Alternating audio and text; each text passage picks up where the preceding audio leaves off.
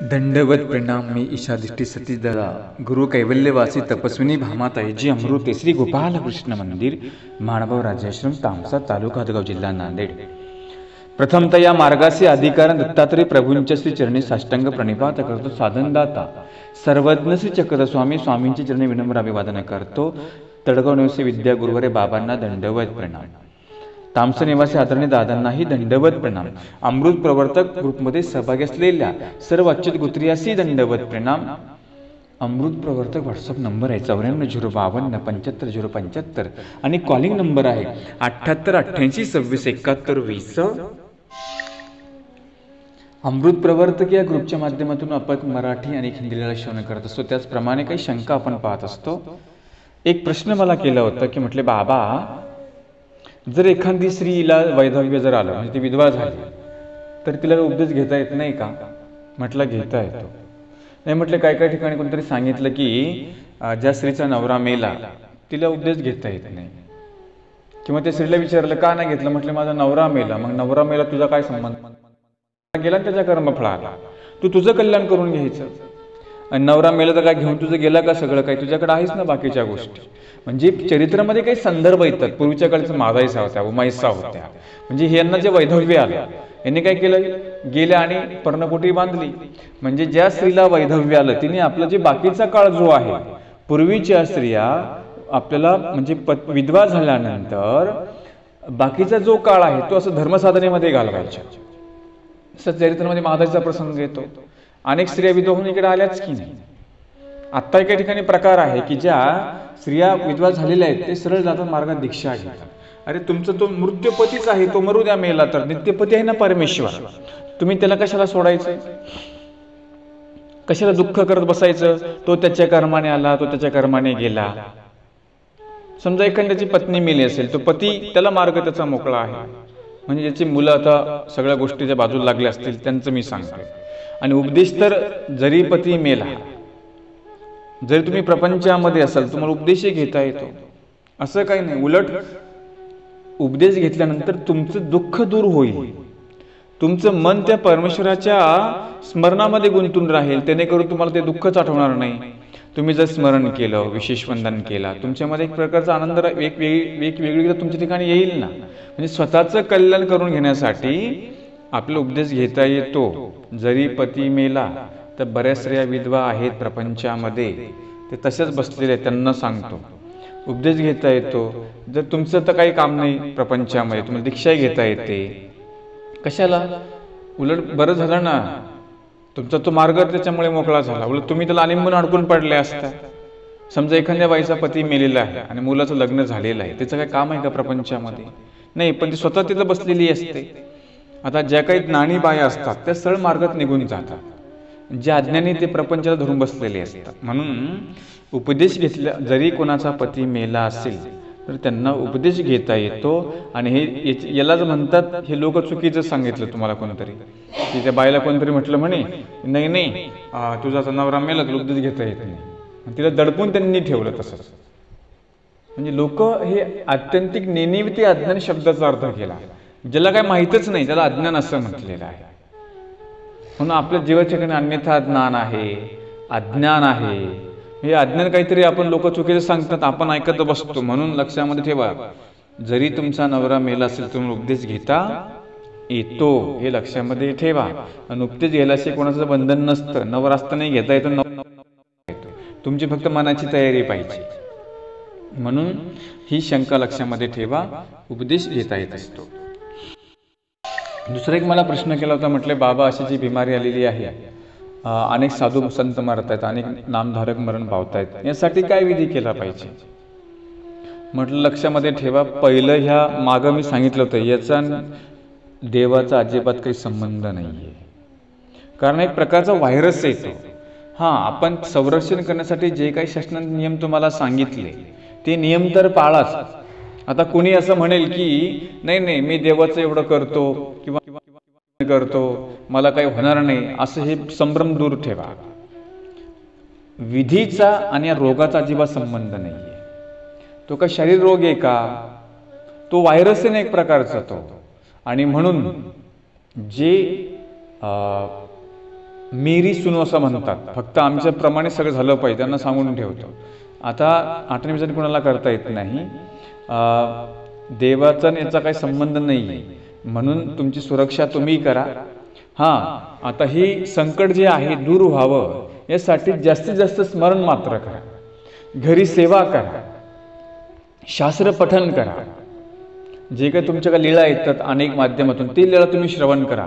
म्हणजे आता आपल्याला वेळ भेटलेला आहे प्रपंचामध्ये, आतापर्यंत आपण सगळा वेळ प्रपंचाला दिला, आता परमार्थाला वेळ देण्याची वेळ आलेली आहे. आता आपण सगळेजण घरामध्ये बसून आहे की नाही, मग आता देवधर्मच करायचा आहे. म्हणून आपल्यावर संकट येऊ नये यासाठी स्मरण करा आणि जे काही नियम सांगितले नियम मात्र पाळा. तुम्ही म्हणसाल की नाही नाही मी एवढं रात्रंदिवस स्मरण करतो, मी रात्रंदिवस सेवा करतो, मग मला काहीच होणार नाही, असेच काही संभ्रमामध्ये काही काही गेले, हे लक्षामध्ये ठेवा. ते म्हटले असेच म्हटले आम्हाला काही होणार नाही, आम्ही एवढं हे करतो, आम्ही तेवढं करतो. नाही, इथे कुणालाच माफी नाही आहे. सापडला तडाक्यामध्ये चुकीच्या व्हायरसच्या तुला दणका आहेच. देवाचा आणि त्याला संबंध. हां, देवा प्रार्थना करा की तुम्ही देवाला ते स्मरण करा, पण असं समजू नका की मग आता एवढे हे साधक होते व कसं काय मरण पावलं. अनेकांना संभ्रम प्रश्न निर्माण झाला. आता कोणते आठवण करणारे दादा होते, त्यांनाही झालंच की त्या गोष्टींचं. म्हणून कुठेतरी संपर्कामध्ये आल्या गेले किंवा ते नियम पाळला गेले त्यांच्याकडून, त्यांना वाटलं एवढंच होईल म्हणून याचा आणि देवाचा अजिबात काही संबंध नाहीये. हां, संरक्षण मात्र स्मरण तुम्ही मात्र करा, ते नियमांचं पालन करा. आता तुम्हाला सांगितलं मास्क लावायला आणि गेल्यावर तसंच मोकळं तोंड ठेवून बाहेर. नाही म्हटलं मी भरपूर स्मरण करतो, मला काय होणार, कुठला व्हायरस चुकीच्या अफवा काही पसरू नका. म्हणून घरी सुरक्षित राहा, स्मरण करा. स्मरण तुमचं वाढवा, आपलं संरक्षण व्हावं, परिवाराचं व्हावं. ही जी विपत्ती आलेली आहे, आता मार्गामार्गात हे स्मरण चालूच आहे. आता मार्गाने सगळे मार्ग टाकले. कशामुळे? इथे देवाचा काही संबंधच नाही राहिला. म्हणून लक्षामध्ये ठेवा, मृत्यू येऊ शकतो. जर आला नाही पाहिजे, नियम पाळा, घरामध्ये राहा, स्मरण करा, पारायण करा, शास्त्र श्रवण करा, सुरक्षित राहा आणि काळजी घ्या. हा त्याला एकमेव पर्याय आहे. आता आपण लीळा पाहणार आहोत. दंडवत हो अदंडीनाथ सामर्थ्य कथन. 198 अदंडीनाथ. आता जी नवनाथ सांगितले होते त्या नवनाथापैकी हा एक नाथ होता अदंडीनाथ. या अदंडीनाथ म्हणजे हा आगमिक विद्यावंत होता, ज्याच्याकडे आगम साधन होतं. आगम साधन म्हणजे देवतेंचे ते प्रकार असतात. ज्याने देवता साधना म्हणजे देवतेंचा त्रेतायुगामध्ये ज्याने अष्टभैरव देवतेची ज्याने प्राप्ती केलेली आहे, म्हणजे तुमच्या भाषेत साधना केलेली आहे, त्याला अशा प्रकारचा आगम साधन आगम सिद्धी त्याच्या अंगी बांधल्या जाते. हा अदंडीनाथ जो होता हा सामर्थ्यवान पुरुष होता. तो सामर्थ्यवान कशा प्रकारे त्याची कथा स्वामींनी सांगितलेली आहे. आणि अदंडीनाथ जो होता याच्या ठिकाणी तोडीरूप आगम होतं. तोडीरूप म्हणजे संपूर्ण नव्हतं, थोडंफार काही यांनी आगम साधन आचरण केल्यामुळे याला सिद्धी प्राप्त झालेली होती. तोडीरूप आगम कशाला म्हणतात? ज्या देवता आहेत त्यांच्यापासून सुद्धा जीवाला सिद्धी काही सिद्धी प्राप्त होत असतात. म्हणजे आता आपण पाठीमागे महाभारतामध्ये बघितलं, ते पुरुष सामर्थ्यवान होते, बाण मारला की ते पाऊस पडायचा. बरोबर आहे, बाण मारला की अग्नी निर्माण होत असत. म्हणजे काय, यांनी तशा प्रकारची देवता प्राप्त, कोणी महादेव प्रसन्न केला, कोणी शंकर प्रसन्न केला. तर नाही का, अर्जुनाला तो महादेव प्रसन्न झाला होता. मग त्यांनी त्याला एक भाता दिला होता, त्या भात्यामध्ये बाण अजिबात कमी पडत नव्हते. अक्षय भाता त्याला दिला होता. म्हणजे काय, त्यांनी ती देवता त्याने प्रसन्न करून घेतलेली होती. कुणी? अर्जुनानी. जरासंध होता, या जरासंधाने पण महादेव प्रसन्न करून घेतला होता. म्हणजे त्याने असं केलं होतं की म्हटले मला असं वर दे की एक दिवस मी अजिंक्यच राहिलो, मला कोणीच नाही हरवलं पाहिजे. मग त्याला वर दिला तसा, म्हटले तू अजिंक्य राहशील, पण म्हटले तुझं जे शिरच्छेद केल्यानंतर तुझं मुंडकं हे जमिनीवरच पडलं पाहिजे. तर ज्याने बाण मारला त्याचा तो, म्हणून देवाने काय सांगितलं होतं, अर्जुना याला असा बाण मार, अर्जुना जयद्रथाला असा बाण मार की याचं शिर याच्या बापाच्या मांडीवर जाऊन पडलं पाहिजे. आणि मग तशाच प्रकारचा बाण त्याने मारला आणि ते शिर कुठं पडलं, बृहद्दत्त याचा बाप त्याच्या मांडीवर जाऊन पडलेलं होतं. आणि मग तो भस्मसात झाला. म्हणजे तुम्हाला उदाहरण सांगितलं की देवता अशा प्रकारे वर देतात, हे सगळं सामर्थ्याचा प्रकार असतो. अशा प्रकारे आदंडीनाथ जे होते ते आगमिक विद्यावंत, याच्या ठिकाणी थोड्याफार सिद्धी बांधलेल्या आहेत. आगमाच्या काही सिद्धी म्हणजे सामर्थ्य याच्या ठिकाणी होतं. ते कसं, एकुदी गोसाव्यासी उद्याचा पूजावसरू झाला. एक दिवस स्वामींना सकाळचा पूजावसर झाला. मग गोसावी ते आमळयासी विहरणा विजे केले. पूजावसरामध्ये ज्याप्रमाणे बाईसा पूजावसर करायच्या तसा आपण सुद्धा पूजावसर सकाळी प्रातःकाळी 4 वाजेपासून आपल्याला करता आला पाहिजे. म्हणजे जसं आता सेवा करणे, फूल वाहणे, आरती करणे, स्मरण करणे पूजावसरामध्येच येतं की नाही. सगळं गंध लावणे, धूप दीप दाखवणे पूजावसरामध्ये येत असतं. बाईसांनी पूजावसर केला सकाळचा. गोसावी मळतया मळयासी विहरणा विजे केले. वेळापूरच्या परिसरामध्ये स्वामी वेगवेगळ्या ठिकाणी जायचे. कुठे लेण्यामध्ये जायचे, कुठे लेण्यामध्ये जात असत. गोसावी एका मळ्यामध्ये गेले, तीर्थासन झाले, म्हणजे त्या ठिकाणी स्वामी बसले. मग सर्वज्ञे म्हणितले. मग स्वामी भक्तजनांना म्हणतात, देखिले गाहा आदंडीनाथाचा मळा. म्हटलं हा जो मळा आहे हा आदंडीनाथाचा मळा आहे म्हणाले. आदंडीनाथ कुठला होता, त्रेतायुगामधला होता. आणि त्रेतायुगामध्ये आगम साधन वर्तत असतं, खाली कलियुगामध्ये वर्तत नाही. परंतु त्रेतायुगामध्ये काय सांगितलं, आगम साधन जे आहे ते त्रेतायुगामध्ये द्वापरयुगामध्ये वर्तत. भक्तिजनी म्हणितले. भक्तिजन म्हणतात, जी जी अदंडीनाथ म्हणजे काय. जे जे म्हटले हा अदंडीनाथ म्हणजे काय, याचं नावच जरा वेगळं दिसतं, अदंडीनाथ. सर्वज्ञे म्हणितले. मग स्वामी त्यांची आता कथा सांगू लागले, अदंडीनाथ कोण होते ते. अदंडीनाथ ते नाथपंथीचे महात्मे. अदंडीनाथ जे होते ते नवनाथ जे सांगितले की नाही, नाथपंथीचे महात्मे होते. नाथ, मच्छिंद्रनाथ, अदंडीनाथ ते मानव महात्मे सांगितलेले आहेत. जसा गोरक्षनाथ जो होता दत्तात्रय प्रभूंची भक्ती करायचा, गोरक्षनाथ जो होता ती कथा मी तुम्हाला दत्तचरित्रामध्ये सांगितलेली आहे बघा.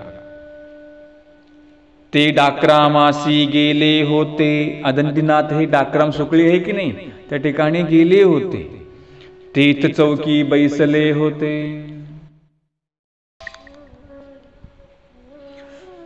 दुसरा एक अर्थ केलेला आहे, डाकराराम म्हणजे द्राक्षाराम, म्हणजे आंध्र प्रदेशामध्ये तिकडे ते होते. म्हणजे ही ज्या विद्या होत्या आंध्र प्रदेश त्या ठिकाणी ते सामर्थ्य त्या ठिकाणी विद्या प्राप्त करता येत होत्या. म्हणजे द्राक्षाराम आंध्र प्रदेशामध्ये ते होते, तो डाकराम असं एक मत सांगितलेलं आहे. एक म्हणतात डाकराम सुकळी असं एक मत सांगितलेलं आहे. पण इथे अभिप्रेत जो अर्थ दिसतो तो म्हणजे आंध्र प्रदेशामध्ये, कारण तिकडे सिद्धी सामर्थ्य होतं. महाराष्ट्रामध्ये काही सिद्धी सामर्थ्याचा प्रकार नव्हता जास्त, आंध्र प्रदेशात तिकडे होता. तिकडे द्राक्षाराम तिकडे ते होते. तीर्थ चौकी बैसले होते. त्या चौकामध्ये ते बसले होते. तव तेयाचेने विद्यार्थी म्हणितले. म्हणजे तिथला जो विद्यार्थी म्हणतो, काही हे काही काही देव हो, आमच्या देवासी नमस्कार न करा ते का. ते जे बडवे जे मुलं होते ते म्हणतात काय देव हो, देव म्हणजे कुणाला म्हणतात ते त्या आदंडीनाथाला म्हणतात. आता आज्ञानजीव जीवालाच देव म्हणतात ना, त्याला वाटलं सामर्थ्यवान पुरुष म्हणजे कोणतरी देवच आहे. आता लोक नाही का सामर्थ्य काय दिसले की त्यालाच देव मानतात, चमत्कार दिसलं की ते बाबालाच देव करतात. लोकांनी चमत्कार बाबा लोकांनाच देव करून ठेवलं. जगद्गुरु अमक्या अमकाचार्य, जगद्गुरु तमका तमकाचार्य असं येतं दिसतं की नाही आपल्याला. म्हणजे लोकांनी काय केले, जीवाला जगद्गुरु उपमा देऊन टाकला. हे याला म्हणतात अज्ञान, याला म्हणतात अन्यथा ज्ञान. अज्ञान म्हणजे मूळच काही माहित नाही. अन्यथा म्हणजे अनात्यान वस्तूला, अनात्यान म्हणजे देवतेला परमेश्वर समजणे, याला अन्यथा ज्ञान म्हणतात. जीवाला परमेश्वर समजणे याला अन्यथा ज्ञान म्हणतात. आणि अज्ञान म्हणजे काहीच माहिती नाही, याला बुडं माहित नाही, शेंडा माहित नाही, तरी पण त्याच्या पाठीमागे लागतो त्या भक्तीच्या. मानव संप्रदाय हा एक अनन्य भक्ती म्हणजे एका परमेश्वराची भक्ती करणारा संप्रदाय आहे. मला कोणी प्रश्न केला, म्हटले बाबा अनन्य भक्ती म्हणजे काय? अनन्य म्हणजे जो अन्य भक्ती करत नाही तो अनन्य भक्ती. अन्य म्हणजे जीवाची, देवतेची, भूताची, प्रेताची भक्ती करत नाही, एका परमेश्वराची करतो ती अनन्य भक्ती. आणि अन्य भक्ती म्हणजे देव सोडून सगळंच काही करतो. वीर मंत्र चिडा चिटुक जे काय भूताची प्रेताची काही करतो तिकडे, त्याला अन्य भक्ती असं म्हणतात. मग तो याला देव समजला, मग तो म्हणतो आमच्या देवाला नमस्कार का न करा. देवा म्हणजे तिथं प्रतिमा होती त्या महादेवाची, त्याला ते देव समजत होते. देवतेला समजलं की नाही परमेश्वर. तव दंडी नाते म्हणितले तुमचिया देवासी आमचा नमस्कार घेववेना. आदंडीनाथ काय म्हणतात, तुमचा जो देव आहे म्हटले त्या देवाला मला नमस्कार करता येत नाही म्हणाले. फक्त मी लांबून हात जोडू शकतो, मला हात पण जोडता येत नाही म्हणाले. त्याचं एक कारण त्यांनी सांगितलं.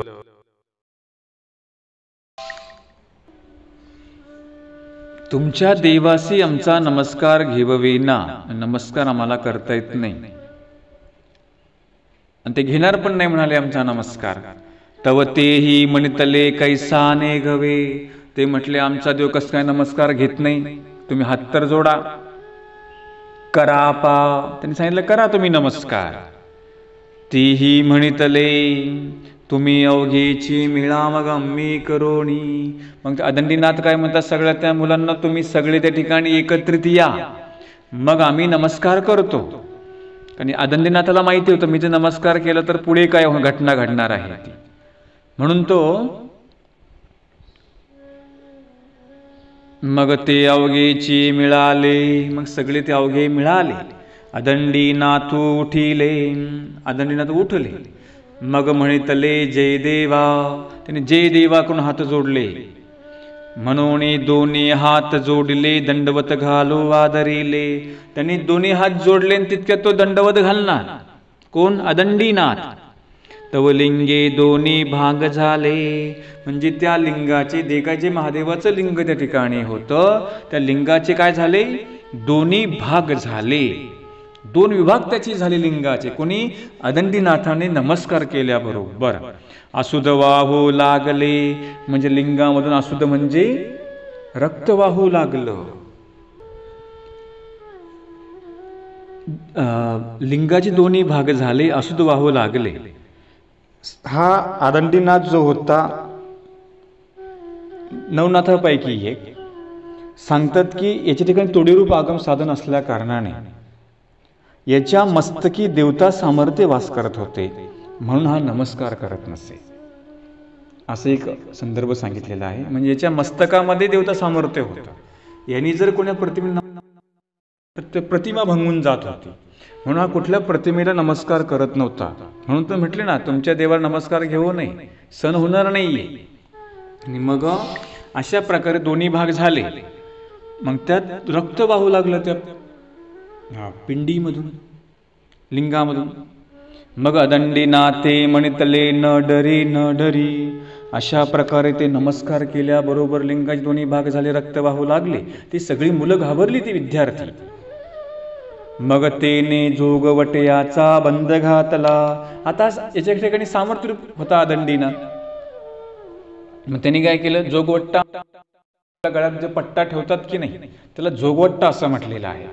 जोगवट्टा बंद घातला म्हणजे त्याला बांधलं, कशाला, ते लिंगाला बांधलं जोगवट्ट्याने. मग तेथून निघाले म्हणजे ते दोन्ही एकत्र करून तिथलं निस्तरून सगळ्या गोष्टी ते पुढे आता निघालेले आहेत.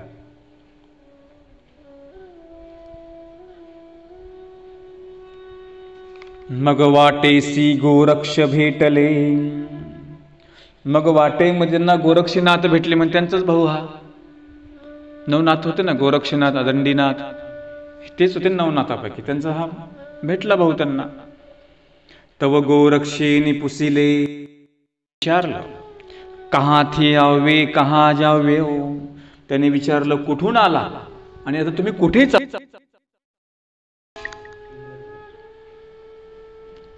गुजरात भाषा आहे काही, गुजर भाषा आहे. तव तेने म्हणतले डाक्रमो भेदिया अब सोरटी सोमनाथो भेदन जाओ. त्याने सांगितलं आता मी डाक्रम भेदून आलो. अब सोरटी सोमनाथो भेदन जाओ म्हणजे सोरटी सोमनाथ. डाक्रमो भेदिया म्हणजे आता अंधारातून आलो. अब सोरटी सोमनाथो भेदन जाओ. आता सोरटी सोमनाथ म्हणजे गुजरात सौराष्ट्रामध्ये, तिकडे बस सोमनाथचं महादेवचं फार मोठं मंदिर आहे. आता म्हटले तिकडून आलो ना गुजरातमध्ये चाललो ते भेदायला. आता तव गोरक्षी म्हणितले आपुनाही भेदिया मग परो काही भेदेल. गोरक्षीनाथ आदित्यनाथाला काय म्हणतात, आपुनाही भेदिया म्हणजे जसे पाण्यामध्ये खरग ते आरपार जाऊन पुन्हा तो पाण्याचा भाग जशाचा तसाच होतो, तशी तुझे शरीर बनलेले नाही. मग परो काही भेदेल म्हणजे दुसऱ्या पिंडाचा भेद कसा करशील असं त्यांना म्हणायचं होतं. म्हणजे तुझे शरीर तसं नाहीये, मग दुसऱ्याचं तू काय भेदू शकणार आहे असं त्यांना म्हणायचं होतं. म्हणजे ज्याप्रमाणे पाण्यामध्ये तलवार मारल्यानंतर पाण्यातून जरी तलवार गेली तर जशाल तसाच तो भाग पुन्हा मिळतो की नाही, तशा प्रकारे शरीर सुद्धा तुझं तसं बनलेलं नाही, दुसरंचं पिंड तू काय भेदणार आहे असं गोरक्षनाथ अदंडीनाथाला म्हणू लागले. तव गोरखी म्हणितले देहावरी खरग घालेजे आणि पाणी अंतू निघून जाये दोन्ही धडे तैसेची. गोरक्षनाथ म्हणजे काय नेमकं, गोरक्षनाथ त्याला सांगू लागले काय, देहावरी खरग घालीजे, जर तुझ्या देहाला जर तलवार मारली आणि पाण्यांतू निघून जाये तैसे जाये, म्हणजे जरी तुझ्या देहामधून जरी खरग गेलं तर काहीच होत नाही. जसं पाण्यातून खरग तलवार मारत पाण्याला काय होतं का, परत ते येऊन मिळतं. तसं जरी तलवार शरीरामधून आरपार गेली तर दोन्ही धडे तैसेची तसेच ते मिळून राहतात, ते त्याचा भेद होत नाही, विभाग होत नाही, हे त्यांना सांगायचं. या ते अपुभेदिया ऐसे म्हणजे, याला अपुभेदिया असं म्हणतात असं त्यांनी सांगितलं. हो का, अदंडीनाथ म्हटले ठीक आहे. मग गोरखीने स्वर्गोनी खरग इंद्राचे आव्हानिले. मग गोरक्षनाथाने काय केलं, स्वर्गामधून इंद्राचं खर्ग म्हणजे इंद्राचं ते वाहन ते आव्हानिलं, म्हणजे प्रत्येकाचं वाहन आहे ना ते. म्हणजे गोरक्षाने सामर्थ्याने, आता हे सगळे सामर्थ्यवंत पुरुष होते, ते युग बी सामर्थ्याचं होतं. सांगते ना बाईत युग पुरुष सामर्थ्याचे, म्हणजे युग बी सामर्थ्याचं होतं आणि पुरुष पण सामर्थ्यवान होते. आता तसं आहे का, ते पहिले लगेच हे पाहिजे म्हटलं लगेच ते तयार होणार तिथे. आपण पाहिलं ना ती कल्पतरू चिंतामणी कामधेनू, हे काय होतं. मग अशा प्रकारे त्याने खरग आव्हान केलं, ते खळखळीत आलं, ते खडखड करत, धगधगीत म्हणजे तेजोमय. गोरखी हाती घेतले, गोरक्षनाथाने ते खरग आपल्या हातामध्ये घेतलं. अदंडी ते पुसले हनसी की हनो. ते काय म्हणतात अदंडीनाथाला, तू मला मारतो की मी तुला मारू. तो गाची काही सिद्धी नव्हती तेवढी, तो गप्प राहिला. त्याला वाटलं बा शरीरातून आरपार शस्त्र जातं, जसेल तसंही राहतं सांगतात, आपल्याकडे ते काही तेवढं नाही आहे, आणि मग कशाला हे करायचं. मग तो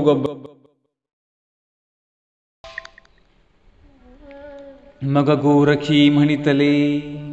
गोरक्षनाथ म्हणतात, घे खांडे, घे म्हटले हातामध्ये ते शस्त्र. मग अदंडीनाथे खांडे घेतले. अदंडीनाथाने आपल्या हातामध्ये खांडे म्हणजे ते शस्त्र घेतलं. गोरखीवरी घातले, घातलं म्हणजे मारलं त्या गोरक्षाला.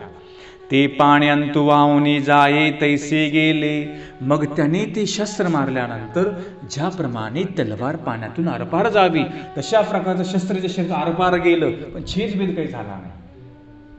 तसंच गेलं देहामधून, पण त्या देहाला अजिबात काही झालं नाही. आता विचार करा, आपल्याला जर एखाद्या तलवार मारली, आपलं मुंडकं छाटल की नाही? किंवा उदाहरणार्थ आपल्या शरीराला एखादी सुई मारली, रक्त येईल की नाही बाहेर, किंवा ते आरपार निघतेच की नाही? आता जर काही इजा आपल्याला त्रास झाली, किंवा एखाद्याने आपलं आता बोट कापलं चाकून, ते तुटल की नाही? तसं त्याचं नव्हतं. जरी त्याला शस्त्र आरपार गेलं त्याला काहीच होत नव्हतं, जसं तसं राहत होतं ते.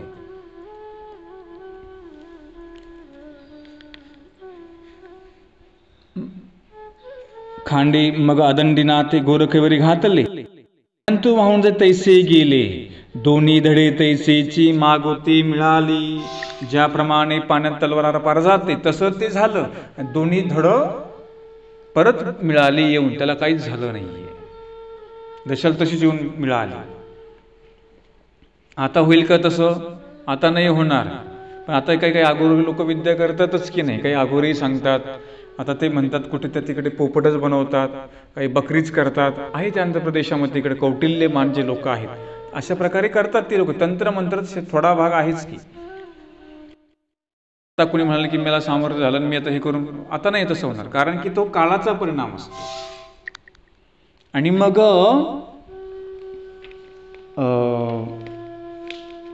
तुम्ही म्हणाल की बाबा ते जादूगार तर तसं करतात, ती जादू असते, हिप्नोटिझम. ते तुमच्या ठिकाणी तशा प्रकारचे हिप्नोटिझम तुम्हाला करतात. तुम्हाला वाटतं खरं तिचं धड वेगळं जातात, दाखवतात जादूमध्ये, त्याचं मुंडकं वेगळे दाखवतात, पाय वेगळे दाखवतात. आता तसा अजिबात प्रकार नाही. सिरियलमध्ये दाखवतात, आता अजिबात तसा प्रकारचा काही प्रकार नाही राहिला. हे सगळं थोतन आणि श्रद्धा दाखवतात ती लोक. पण तसं आता तेव्हा ते पुरुष होते, आता नाहीये.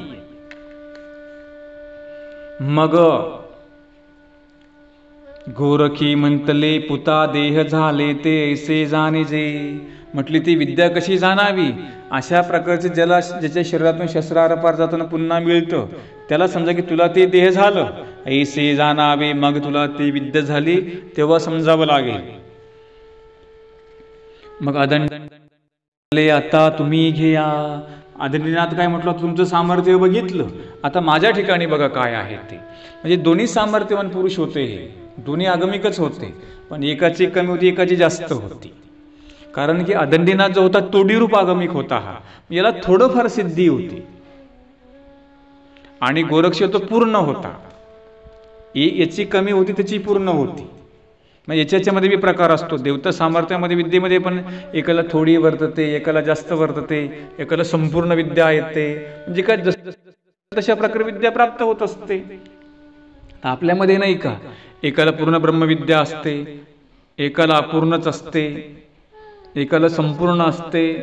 म्हणजे काय झालं, हा तोडीरूप म्हणजे कमी होती, अपूर्ण विद्या होती याच्या ठिकाणी.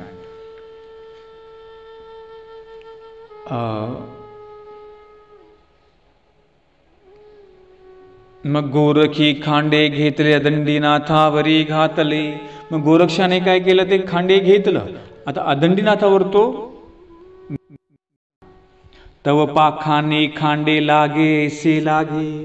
पाखान म्हणजे दगड, ज्याप्रमाणे दगडावर तलवार मारावी ती उसळते की नाही वापस, तशा प्रकारे हा गोरक्षनाथ अदंडीनाथाला खांडे मारू लागला. तिडकिया उसळलिया पर खांडे भेदेना. म्हणजे तिडकिया उसळल्या म्हणजे ठिणग्या उसळू लागल्या. ज्याप्रमाणे आपण बघा दगडावर जर घन मारला तर काय होतं, ठिणग्या उसळतात. किंवा ते जे लोक असतात काम करणारे लोहार लोक असतात, तिथे बघा तुम्ही आपण ते घन मारतात ते कशा ठिणग्या उसळतात तशा याच्या हा खांडे मारू लागला, पण याच्या शरीराला काय होत नव्हतं. उलट त्या खांड्यामधून जे काही जे शस्त्र होतं त्या शस्त्रामधून ठिणग्या उसळू लागल्या. परी खांडे भेदेना, पण खांडे काही भेदले नाही. मग गोरखी म्हणतले पिंडुकाचा. गोरक्षनाथ काय म्हणतात, पिंडुकाचा म्हणजे अजून तुझा पिंड कच्चा आहे, परिपक्व नाहीये. तुझा पिंडू कच्चाच आहे, परिपक्व पूर्ण झालेला नाहीये.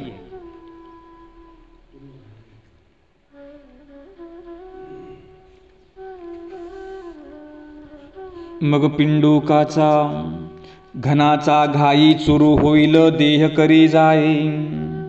काय म्हणतो तो, घनाच्या घाई चुरू होईल म्हणजे जोरदार घनाचे घातले तर तुझे देह चूर्ण होईल. देह करे जाय म्हणजे गोरक्ष दंडीला म्हणतो, जा देह तयार कर, परिपक्व कर. तो वज्रओळीचा म्हणजे अदंडीनाथ जो होता त्याची वज्रासारखे शरीर होण्याची सिद्धी प्राप्त झालेला होता. म्हणजे त्याने गोरक्षनाथ काय म्हणतो माहिती का, ते म्हटले तुझा पिंडुकाचा म्हणजे तुझा पिंड कच्चा आहे, तो अजून परिपक्व झालेला नाही. जर तुझ्या या देहावर जर घनाचे जर जोरदार घाव जर घातले तर तुझा देह चूर्ण होऊन जाईल. मग गोरक्ष म्हणतो की जा तुझा देह तयार कर, परिपक्व तयार कर. असं कोण, गोरक्षनाथ अदंडीनाथाला म्हणतो.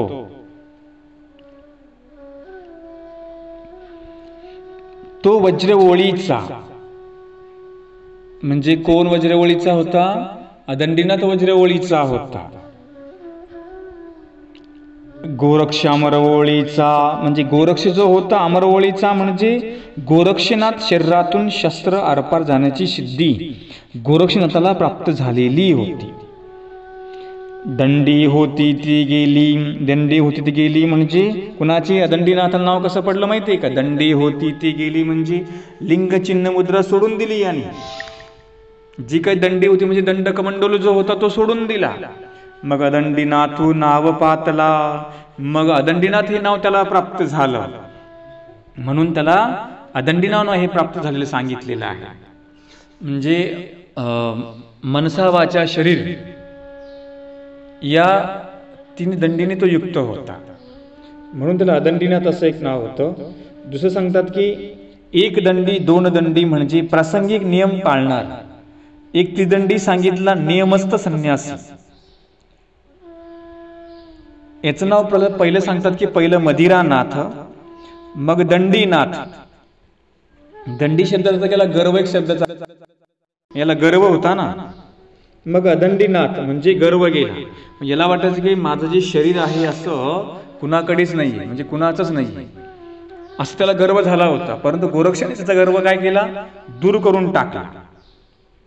मग त्याला सांगितलं की तुझा पिंड तो कच्चा सांगितलेला आहे, तुझा पिंड तो कच्चा आहे. तुझा पिंड कसा पाहिजे, याप्रमाणे शस्त्र पाण्यातून जर आरपार गेलं ते जसेल तसं राहतं, तसं तुझा पिंड झाला पाहिजे. आणि म्हणून त्याने तो दंडी सोडून दिला. आणि मग झालं याचं नाव काय झालं, याचं अदंडीनाथ. जे मनसा वाचा जे काही पहिलं करत होता ते सगळं सोडून दिलं. लिंगचिन्ह काही मुद्रा होती, हा संन्यस्त होता ना, आणि म्हणून याला अदंडीनाथ असं नाव प्राप्त झालेलं आहे.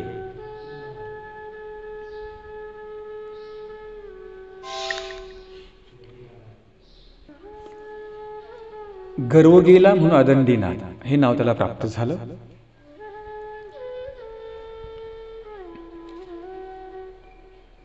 मग गोरखी म्हणतले पिंडुकाचा घनाचा घाई चुरू होईल देह करी जाय.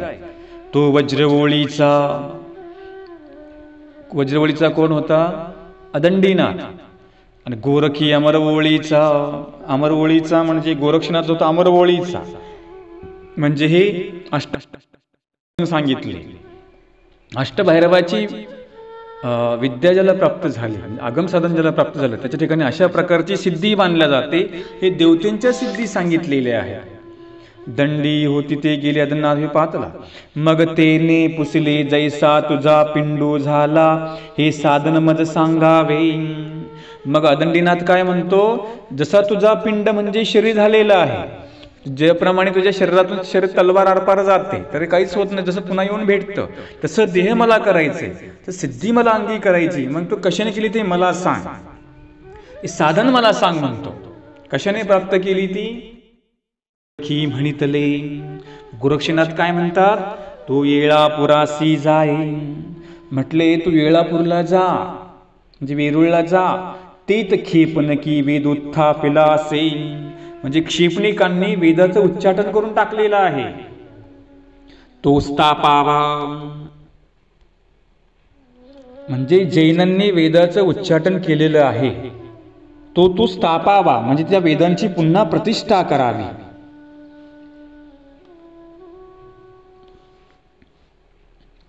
मग तेत निसाधने रिगावे. तेत साधन रिगावे म्हणजे मग तुला हे साधन ते तुला मग नंतर तुला हे साधन प्राप्त होईल, नंतर तू रिगल्या जाशील, नंतर तुला ते साधन प्राप्त होईल. अशा प्रकारे गोरक्षाने अदंडीनाथाला सांगितलं, जर तुला ती साधन प्राप्त करायचं असेल तर तुला हे पहिलं काम करावं लागेल. जैनांनी जे काही वेदाचं उच्चाटन केलं त्याची पुन्हा प्रतिष्ठा कर, मग तर तुला हे साधन प्राप्त होईल. मग ते वेळापुरासी आले. मग ते म्हणजे अदंडीनाथ वेळापुरासी आले. हा रायाची राणीचा अवघा मळा उपभोगा होता, ते तेथ राहिले.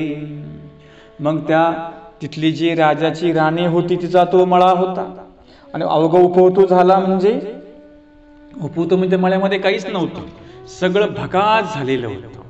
ना पाऊस, ना पाणी, ना झाड, काहीच नाही, सगळं भकास वातावरण होतं. ये मळाचे उलिंग रायाची राणी सी जाये.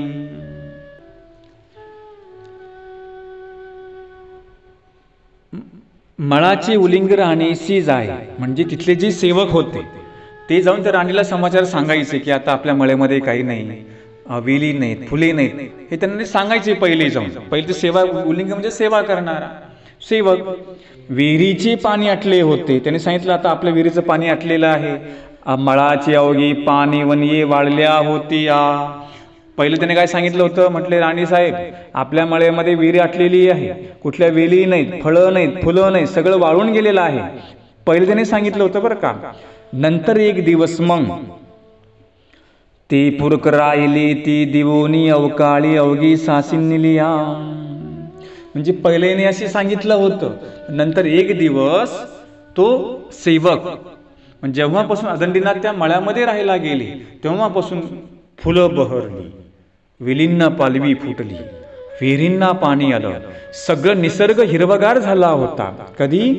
अदंडीनाथ जेव्हापासून त्या मळ्यामध्ये राहू लागले तेव्हा, म्हणजे उन्हाळ्याचे दिवस होते, तपश्चर्येला बसलेले होते उन्हाळ्यामध्ये, आणि तेव्हापासून जेव्हा ते मळ्यामध्ये बसले तेव्हापासून सगळी बाग बहरली, विहिरीला सुद्धा पाणी आलं. अवघी सासिन्नलिया अवकाळी फळा फुलासी आलिया, सगळ्या झाडाला पानं लागली. विहिरी पाणी ओसंडलिया, म्हणजे विहिरीचं जे पाणी होतं, दुष्काळ कुठे पाणी राहतं का? नाही, जे सगळं आटलं होतं त्या विहिरीतून पाणी ओसंडून लागलं. जे काही तिथे असतील डबके वगैरे, छोटे काही डोह, सगळे ओसंडून वाहू लागले. मळाची उलिंग रायाची राणी सी जाई. नंतर मग परत त्या मळ्यातले उलिंग म्हणजे काय असेल, वेली वगैरे, फळं फुलं, ते सगळे राजा राणीला ते सेवेला परत जाऊ लागले. तव रायाची राणी माळिनी उलिंगी घेऊन आली. मग ते राजाची जी राणी होती, आपल्या त्या राजाच्या राणीची जी माळिनी उलिंग घेऊन आली, म्हणजे काय घेऊन आली, त्या शेतामधलं काय असेल मळ्यातलं ते फुलं फळं ते घेऊन आली.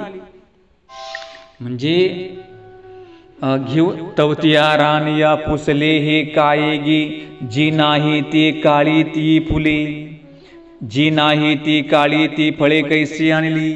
तिने सांगितलं आता ह्या काळामध्ये फुलं फळ तर लागत नाही, आणि ह्या दुष्काळामध्ये तू तर सांगितलं होतं पाठीमागं आपलं सगळं ओसाड पडलेलं आहे, हे कुठून घेऊन आली तू?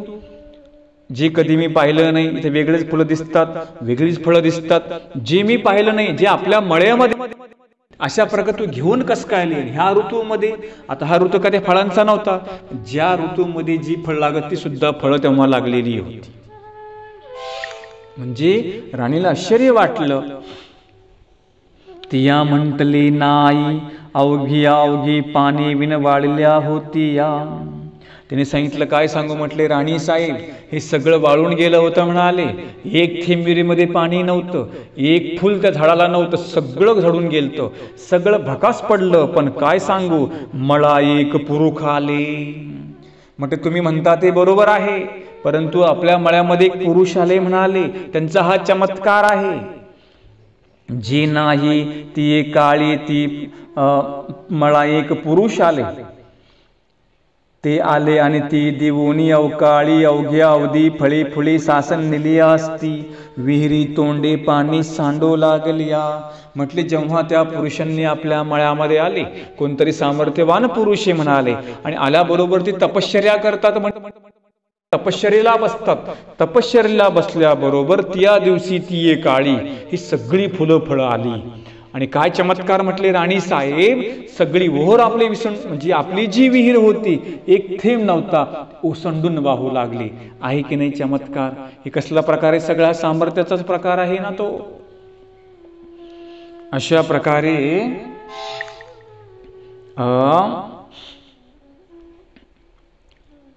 फुळे फली सासन नेली असती, विहिरे तोंडे पाणी सांडो लागलिया. ती दिवोनी होत असे. ती सांगते की जेव्हा ते सामर्थ्यवान पुरुष आले तेव्हापासून सगळा चमत्कार सुरू झाला. म्हटले राणी साहेब,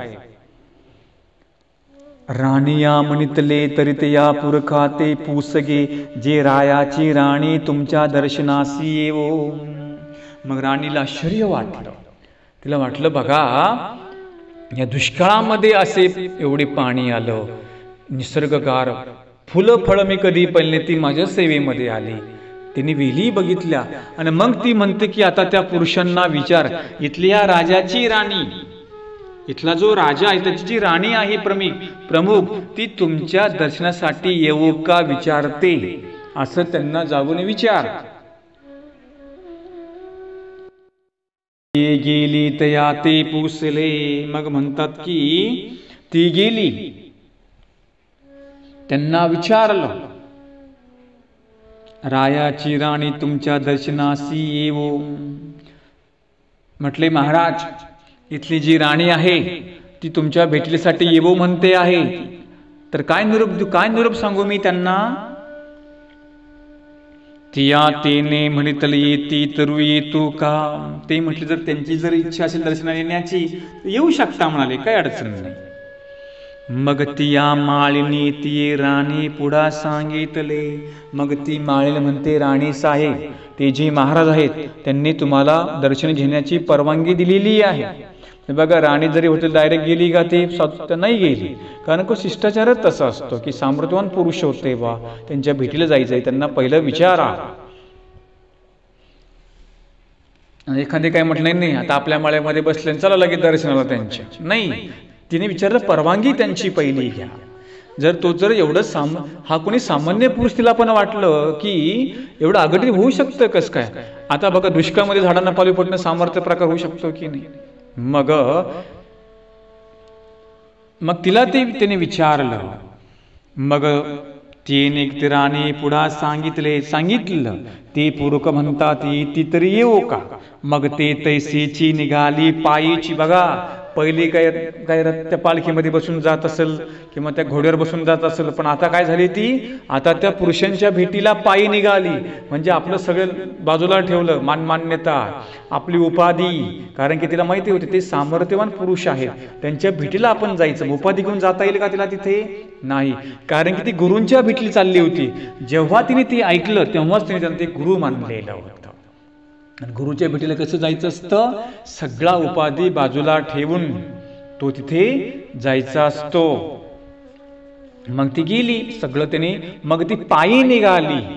बटिकाची डोई एक पर्यळू पूजा द्रव्य.